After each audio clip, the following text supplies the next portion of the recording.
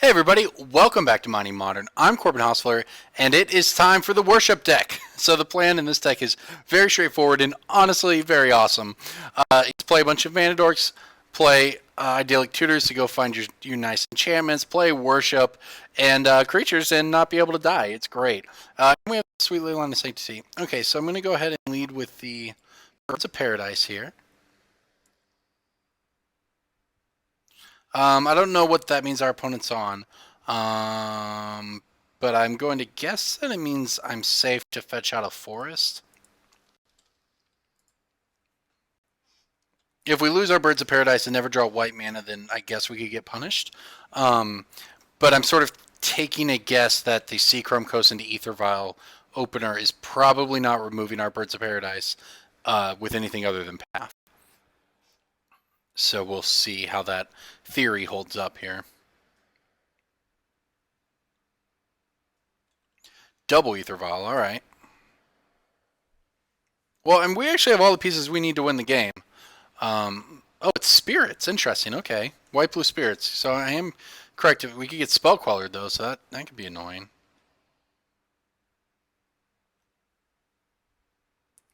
We have two shots at Worship here between the Idyllic Tutor and the Worship itself, though. If we don't get aggroed out of the game. I don't know if this matters or not. Probably not. This probably doesn't really do anything here.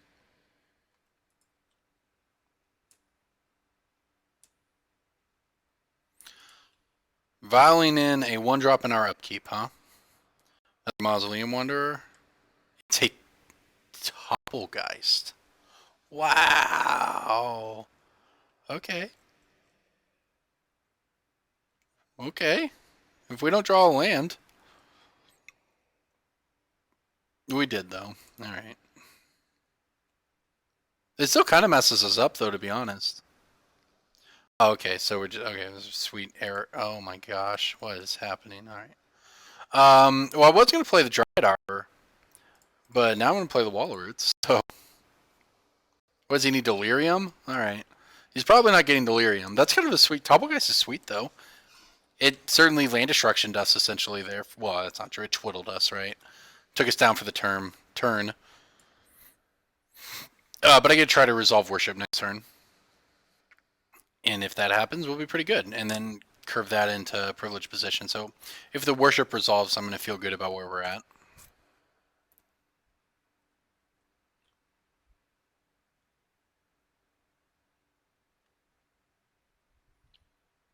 Alright, there's no reason not to just go for it, I think. Does it work? He needs Spell Pierce or something. You can't Mausoleum Wanderer. That only hits instants or sorceries. If this resolves, he's in trouble. And remember, a lot of decks in Modern just can't beat this card. He wants to Essence Flux our Topplegeist. That's kind of cool. Don't think it matters, but it's kind of cool. I like what's going on here. You get a 2/2 Topplegeist. You get to tap our Wall of Roots. And then you scoop because you can't beat Worship. That's why you play this card.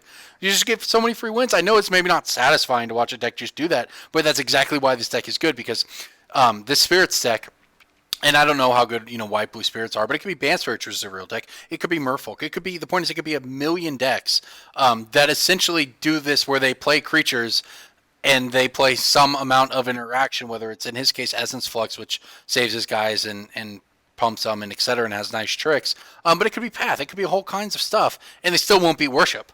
And that's why this is good, and that's why you play this deck. So now in game 2, though, he's most certainly going to have some counter spells, I believe. I bet Sigard is probably pretty good here. Overwhelming Splendor, probably not great, as much as I want it to be. I think the ley lines do nothing, though, so we have some room to play here. Beast Within seems decent. Is Greater Oromancy good? It's probably okay. Let's see. Heroic Intervention seems pretty mediocre. Actually, it just seems kind of bad, right? Well, the Hexproof, I guess, is good. The Hexproof is fine. The Indestructible is not super good. The Overwhelming Splendor is still tempting just because it's fun, but I'm just going to play this other Greater Oromancy instead. Alright, so we still got protection. We get a get rid of the chafe here with the ley lines, which I don't think are going to matter. So we have more interaction. See what our opponent's got up their sleeve. At least they didn't make us play it out. We could have sat there for a long time. I guess this is a keep. It's not great, right? But it has two of the pieces we want. It's got Idyllic Tutor for Worship. It's got Privileged Position to protect it, and it's got a Heroic Intervention even, which is good. And we're on the draw, so I think it's definitely worth keeping. Kind of like Essence Flux Spirits. That sounds kind of fun. Sweet Tricks with Mausoleum Wanderer and so on and so forth, right? Topple Guys can pretty good if you get Delirium. And here comes the old Topple Guy. Does it untap as well? No, just tap. It'd be really nice if it untapped, right? Well, if that's his start, looks like he mulliganed to 6, and then he started on that. That's probably good for us. No Ether Vial. Drawing Township, not the best. Maybe not the worst, but not the best.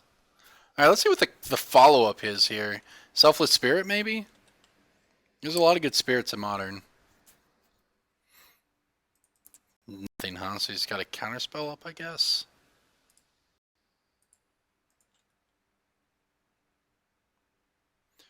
Okay. Another land. Drawing 2 lands to start. Not exactly what we wanted here. I was kind of hoping we draw one of the 11 mana dorks. Or there's 2 all over. It's 13 mana dorks. Or at the very least a spell, right? Something that wasn't a land. Alright, so he's into this rattle chains, huh? Okay.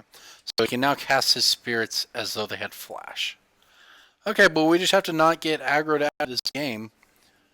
And he found his blue mana finally. His counterspell blue mana. And we're taking 3 here. Do we need a creature for this worship to be good? I guess that means I get Dryad Arbor.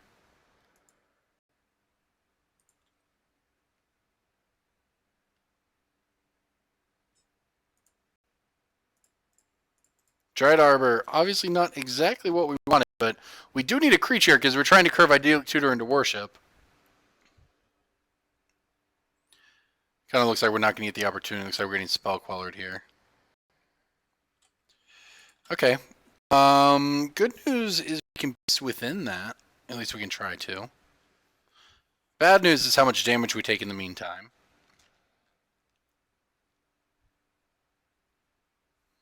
Yep, bring it on in. I'll take 5, down to 9. Privileged position. Okay. Well, I think the plan is to pass. And then it is to beast within at the end step, or probably in the end step, right? Beast within the hope he taps out or something. Beast within Spell Queller, and then resolve hopefully the Idyllic Tutor, and go get the worship and put it into play. Might work, might not, but this is the line we are forced to take. Given that he has 4 open mana, I think we're probably just dead, but we are going to give it our best shot.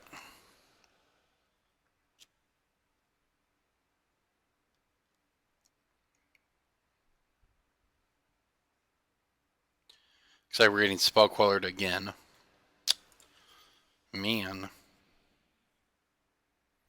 Spell Queller on the... Okay, well, that's pretty rough. I guess we can draw Worship. We gave ourselves that out. So 4 out of 47. Okay, that's not going to do it, and we've died. Fair enough. He had a really good hand, too, for a Mold of 6. That was actually great for him. Yeah, and none of these cards do anything. The Heroic Interventions are pretty bad, but it's not like the rest of this is any better. Is the other Greater Oromancy better? Honestly, kind of not. He wants to interact on the stack, not when stuff is in play. And then it does the same thing as Heroic Intervention, essentially. Sony's. I guess if we have cards that do nothing, we could play Stony Silence to try to get his...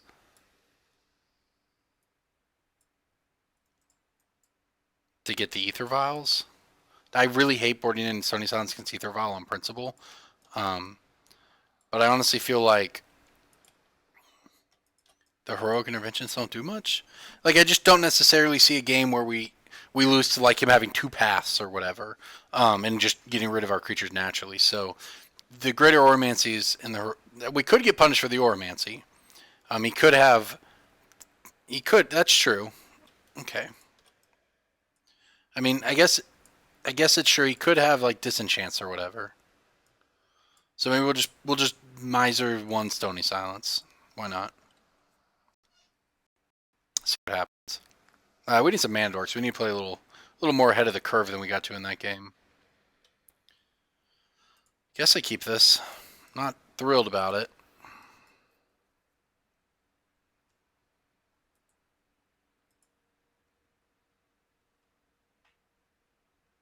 But it's not the worst. Caryatid. We have mana. We have mana this time. We just have to hope to resolve our important spells. And we have the Beast Within if there's spell callers.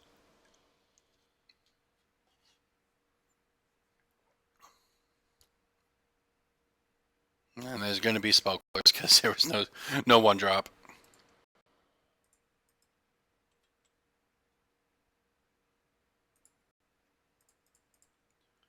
Okay, so we got a hexproof guy down, which means if we can just find a worship, we're going to be good to go.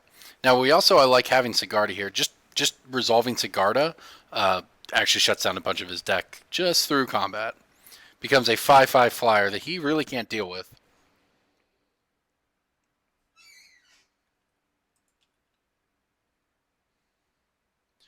Idyllic Tutor, huh? Alright, so play Wall of Roots. Go ahead and crack this thing. Play Idyllic Tutor. Suspect that Idyllic Tutor will get countered in some fashion, but maybe not. Ooh, alright. Time for Worship. Alright, I like this. We have a lot of options next turn. We can play Sigarda. We can try for Worship. He's cycling a farmland. That's good for us. Yeah, we can try for Worship and then have, depends on what he does, obviously, but have Beast Within. We're under no pressure. We'll have Beast Within for Spellqueller later. May just wait till we have more lands, depending on how things go. He's just tapping out and losing. That works too. But he knows we have this. Okay.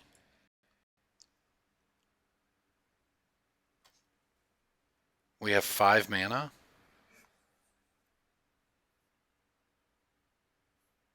He knows we have Worship.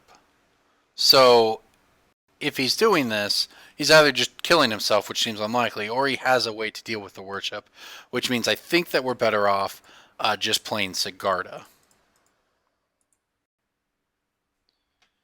Also keeps us from getting, imagine the where we're like, oh, he tapped out, got him, and we play Worship. And then we take beats from Geist St. Traft for a few turns.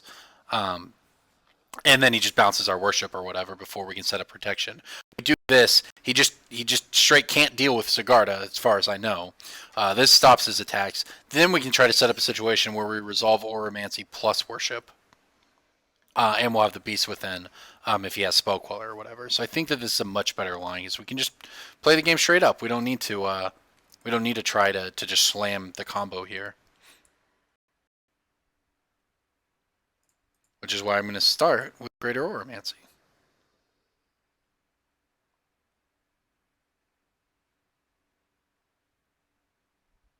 And then probably just pass the turn. Okay, yeah. So it turns out it is what he had, and we got there, so that works out. Yeah, so that was a good line we took. There was certainly a way to lose that game if you're just like, oh, he tapped out, hexproof guy, Worship, go. And without thinking about how do I lose the game from the spot, which is important. And that's one of the ways you can level up. And obviously I make a lot of mistakes on camera, by no means perfect. I'm much better when I'm not recording, because recording's hard. But that is something that I've learned from pros, is that the best way to approach a match when you're in a situation like we were in there, is not to just sort of just like, full speed ahead. It's to say, how can I lose from this position? And the way we lose in that position is to play worship and then have it, right? We have worship, we have a hexproof creature, we can't lose. But you have to think, why would he do what he did? Either he played Geist of St. Traft and just is going for this massive bluff and just can't deal with our worship and is going to lose. But that seems way less likely than him playing Geist of St. Traft, putting pressure on the board, later dealing with this, which would mean, say, if we play worship and then he hits us for 4 with the Geist, and then that happens for 2 turns because we're just doing whatever, then all of a sudden now we're in a situation where our life total is a little pressured. Maybe he gets a blowout turn where he can bounce the worship before we can protect it. He spell quellers our Greater Oromancy, so on and so forth. And then we just die to this Geist of St. Traft that we could have just beaten by playing our Sigarda 5/5 hexproof guy, which, while not the cool combo, is enough to give us all the time we need. And then we can go slow. Like there, I was going to play Greater Oromancy, pass the turn back. Then next turn we'll have 7 mana, so I can play Worship, and if he spell quellers it, I can Beast Within on the same turn, which stresses his mana a lot more. If I could let this resolve, then try Worship, and he could spell queller it, and I'm saying, okay, that's fine, we can Beast Within the next turn. But then say he passes back, and we try to Beast Within spell queller, and he has another spell queller, and now we've burned all of our answers. By just being patient, we can play the Oromancy out. That puts the protection for this up in advance. Then he'd say he does nothing past back. We can try Worship, and then if he has Spell Queller, we can Beast Within, and that forces him to have a second answer on top of not very many cards because, or not very much mana, because it would tax his mana much more. Now there are some things he could have there. Spell Queller plus Essence Flux or whatever would probably get us, but that's sort of irrelevant, right? The point is that that was the right line for us to take, and we maximize our chances of winning this way. And we got there. It worked out. So there you go. That's how you troll worship in Modern. That was fun.